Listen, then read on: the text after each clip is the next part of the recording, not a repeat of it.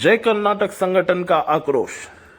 आज बीजापुर में पिछले दिन हुए गोलीबार मामले को लेकर घायल हुए जय कर्नाटक संगठन के संस्थापक रिक्की राय एक समाज सेवक हैं और उनके पिता मुत्तप्पा राय कर्नाटक में बहुत से समाज सेवक काम किए हैं।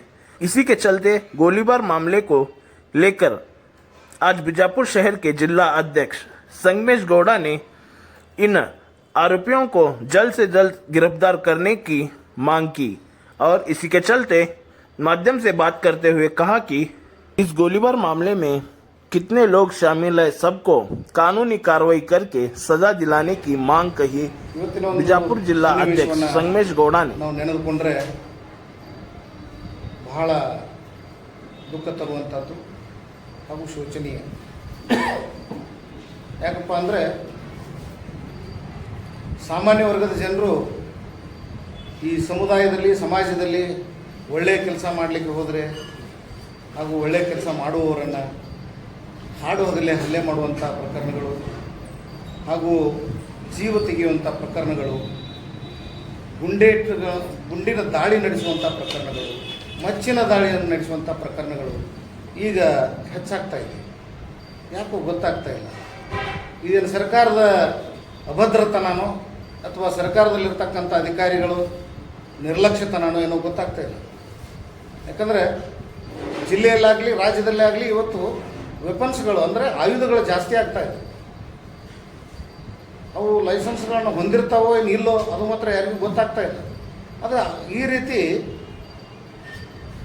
ಕುಕೃತ್ಯಗಳು ನಡೆದರೆ ಸಾಮಾನ್ಯ ಜನರ ಗತಿ ಏನು? ಇಲ್ಲಿ ಮಹತ್ವದ ಸುದ್ದಿಗೋಷ್ಠಿ ಕರೆದ ಕಾರಣ ಏನಂದರೆ ಸನ್ಮಾನ್ಯ ಜಯ ಕರ್ನಾಟಕ ಸಂಘಟನೆಯ ಸಂಸ್ಥಾಪಕ ಅಧ್ಯಕ್ಷರಾಗಿರ್ತಕ್ಕಂಥ ಅಣ್ಣ ಮುತ್ತಪ್ಪ ರೈ ಅವರ ಚಿರಂಜೀವಿಗೆ ದಿನಾಂಕ 18 ತಡರಾತ್ರಿ 18ನೇ ತಾರೀಕಿನ ದಿವಸ ತಡರಾತ್ರಿ 12:30 ಗಂಟೆಗೆ, ಅದು ರಾತ್ರಿ ಹೊಂಚು ಹಾಕಿ ಅವರ ಮೇಲೆ ಗುಂಡಿನ ದಾಳಿ ನಡೆಸಿರ್ತಕ್ಕಂಥ ಕೃತ್ಯ ಏನಿದೆ ಇದನ್ನು ಖಂಡನೆ ಮಾಡುವಂಥ ಒಂದು ಪತ್ರಿಕಾಗೋಷ್ಠಿ ಇದೆ. ಯಾಕೆ ಖಂಡಿಸಬೇಕು ಅಂದರೆ ಮತ್ತು ಸಾಮಾನ್ಯ ಜನರು ಬದುಕುವುದು ಹೆಂಗೆ? ಯಾಕಂದ್ರೆ ಅಣ್ಣ ಮುತ್ತಪ್ಪ ರೈ ಅವರು ಕೇವಲ ಅವರು ಭೂಗತ ದೊರೆಗಳು ಅಂತಕ್ಕಂಥ ಪಟ್ಟ ಕಟ್ಕೊಂಡು ಇಲ್ಲ, ಆ ರೀತಿ ಇಲ್ಲ. ಅವರು ಸರ್ಕಾರಕ್ಕೂ ಕೂಡ ಸಹಾಯ ಮಾಡಿದಂಥ ವ್ಯಕ್ತಿ,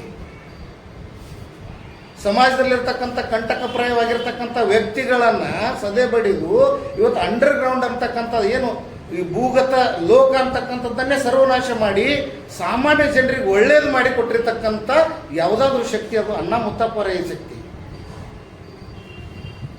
ಅವರನ್ನು ದ್ವೇಷವಾಗಿಟ್ಟುಕೊಂಡು ಇವತ್ತು ಅವರ ಮಕ್ಕಳ ಮೇಲೆ ಹಲ್ಲೆ ಮಾಡುವಂಥ ಕೆಲಸ ಇದು ಖಂಡನಾರ್ಹದ ವಿಷಯ.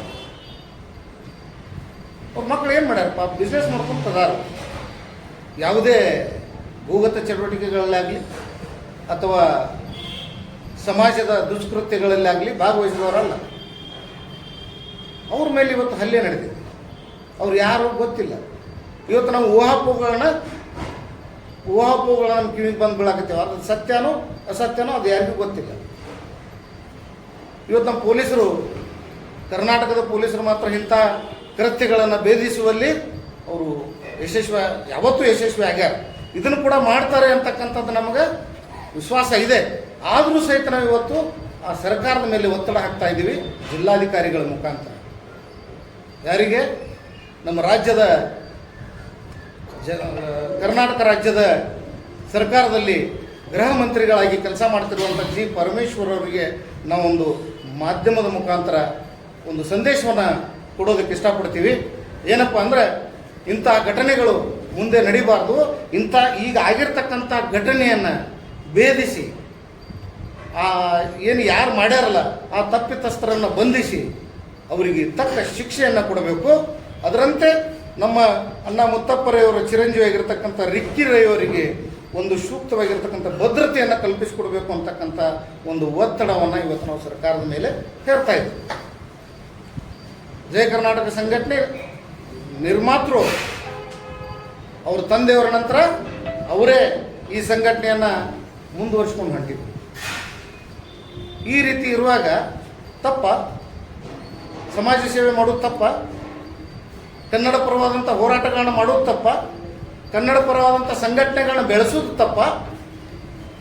ಕಾಯ ವಾಚ ಮನಸ ಇವತ್ತು ಅವರು ಜಯ ಕರ್ನಾಟಕ ಸಂಘಟನೆಯ ಅಭಿವೃದ್ಧಿಗಾಗಿ ಅವರು ಇಡೀ ಕುಟುಂಬನೇ ಶ್ರಮ ಪಡ್ತಾ ಇರೋದು ತಪ್ಪ? ಈ ಎಲ್ಲ ವಿಷಯಗಳನ್ನ ನಾವು ಪರಿಶೀಲಿಸ್ತಾ ಹೋದ್ರೆ ಅವರೊಬ್ಬ ಒಳ್ಳೆಯ ವ್ಯಕ್ತಿ, ರಿಕ್ಕಿರೆ ಅಂತಕ್ಕಂಥವ್ರು ಒಬ್ಬರು ಒಳ್ಳೆಯ ವ್ಯಕ್ತಿ. ಇವತ್ತು ಅವ್ರ ತಂದೆಯವರ ನಂತರ ಜಯ ಕರ್ನಾಟಕ ಸಂಘಟನೆಯನ್ನು ಕಾಯ ವಾಚ ಮನಸ ಇವತ್ತು ಅವರು ಒಪ್ಪಿಕೊಂಡು ಅವ್ರೇನು ಸಂಸ್ಥಾಪಕರಾಗಿ ಕೆಲಸ ಮಾಡಿದ್ರು ಅದೇ ಸ್ಥಾನದಲ್ಲಿ ನಿಂತುಕೊಂಡು ಅವರು ಇವತ್ತು ಇದನ್ನು ನಡೆಸ್ತಾ ಬಂದಿದ್ದಾರೆ. ಅವರು ವೈಯಕ್ತಿಕ ದ್ವೇಷಗಳು, ಅವರ ಕುಟುಂಬದ ಏನಿದೆ ಊಹಾಪೋಹಗಳು ನಡೆದಿದೆ. ಆದರೆ ಇನ್ನೂ ಆದರೂ ಸಹಿತ ಅವರ ಮೇಲೆ ಹಲ್ಲೆ ನಡೆದು 3 ದಿವಸ ಆದರೂ ಸಹಿತ ಇನ್ನೂ ಆದರೂ ಬಂಧನ ಆಗಿಲ್ಲ. ಯಾಕಾಗಿಲ್ಲೋ ನಮ್ಗೆ ಸಂಶಯ ಬರ್ತಾ ಇದೆ. ಆದ ಕಾರಣ ಇವತ್ತು ನಾವು ಜಿ ಪರಮೇಶ್ವರ್ ಅವ್ರಿಗೆ ಏನು ಹೇಳ್ತಾ ಇದ್ದೀವಿ ಅಂದರೆ, ತಕ್ಷಣಕ್ಕೆ ತಮ್ಮ ಪೊಲೀಸ್ ಇಲಾಖೆಯನ್ನು ಎಚ್ಚರಿಸಿ ಒಬ್ಬ ಪರಮಾಧಿಕಾರಿ ವ್ಯಕ್ತಿಗಳನ್ನಲ್ಲಿ ಹಾಕಿ ಈ ಒಂದು ಜಯ ಕರ್ನಾಟಕ ಸಂಘಟನೆಗೆ ನ್ಯಾಯ ಒದಗಿಸ್ಕೊಡ್ಬೇಕು ಅಂತಕ್ಕಂಥದ್ದನ್ನು ನಾವು ಇವತ್ತು ತಮ್ಮ ಮುಖಾಂತರ ನಾವು ಕೇಳ್ತಾ ಇದ್ದೀವಿ.